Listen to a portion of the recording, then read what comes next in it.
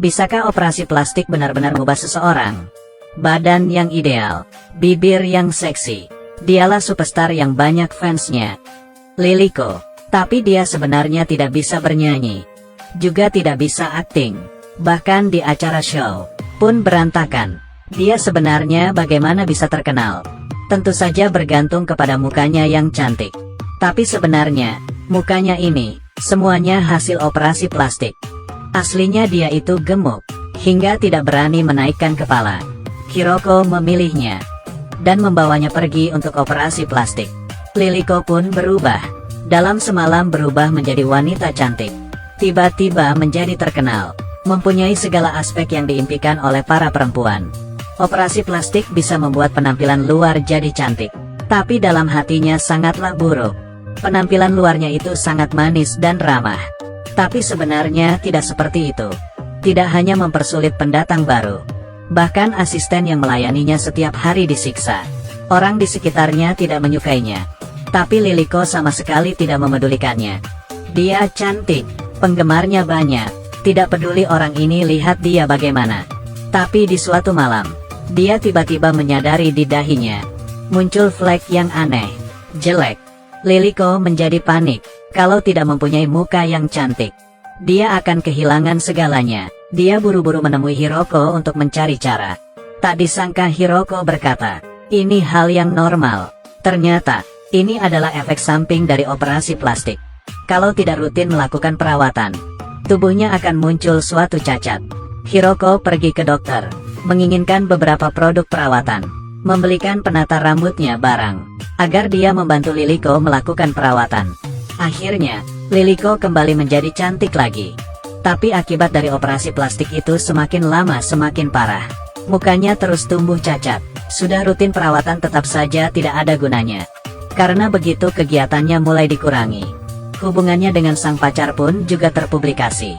Para penggemar mulai tidak suka dengannya. Tidak ada cara lain. Liliko hanya bisa ke rumah sakit lagi. Menahan rasa sakit dan melanjutkan operasi plastik. Di dalam hatinya jelas, hidupnya, yaitu bergantung ke operasi plastik. Manajernya si Hiroko demi membantunya rutin perawatan, mengurangi kegiatannya, lalu membiarkannya istirahat. Setelah itu muncul pendatang baru yaitu Kozue. Kozue masih muda dan sangat bersemangat, yang memang sudah cantik dari lahir. Liliko yang pertama kali melihat langsung tidak suka. Melihat dia dengan tatapan tidak suka. Tapi pendatang baru sama sekali tidak peduli. Kinerja yang bagus. Manajernya membiarkan dia dan Liliko bekerja sama di acara yang sama. Penampilan yang bagus. Ditambah bimbingan senior. Dia pun langsung melaju tinggi. Semua perhatian berpusat kepadanya mengalahkan Liliko. Liliko putus asa. Mengancam sang manajer. Jika tidak membantunya, dia akan lompat dari gedung. Manajer hanya bisa minta tolong ke dokter untuk memberikan dia obat yang lebih ampuh. Tapi, karena ketergantungannya yang berlebihan, kondisi badan Liliko semakin buruk, dan mulai berhalusinasi, tidak bisa naik panggung. Pacarnya juga meninggalkannya, dan berpacaran dengan seorang wanita yang mempunyai latar belakang yang bagus. Liliko pun frustasi dan menjadi sedikit gila. Mulai menambah perawatan yang berlebihan, untuk menjadi kurus dan cantik. Selalu mencongkel tenggorokan. Akhirnya, dia kembali ke kondisi yang paling stabil. Sekali lagi bersinar di atas panggung. Penggemarnya semua kembali, pacarnya juga kembali lagi ke sampingnya. Tapi di saat dia mendapatkan itu semua, terjadi suatu kecelakaan. Seseorang memberikannya dokumen. Di dalamnya, ternyata adalah semua proses dia operasi plastik. Melihat Kozue yang di dalam TV, yang merebut semua miliknya, mulai tumbuh rasa benci di hati Liliko. Dia menyuruh asistennya untuk melukai muka Kozue. Di saat yang bersamaan, dia sudah mempersiapkan perawatan untuk dirinya sendiri. Memutuskan untuk di hari ulang tahunnya di suatu acara TV, melakukan penampilan terakhir. Sebelum acara dimulai, seekor kupu-kupu yang cantik terbang di sampingnya. Acara ini pasti akan berjalan dengan lancar.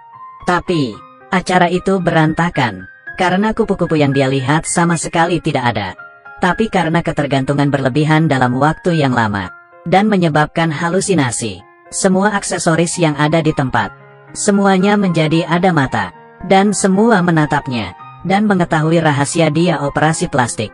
Dia pun frustasi, bertindak seperti orang gila. Sekelompok kupu-kupu terbang ke arahnya. Dia mengusir dengan menggerakkan tangannya, lalu terjatuh ke lantai. Dan akhirnya mulai tenang.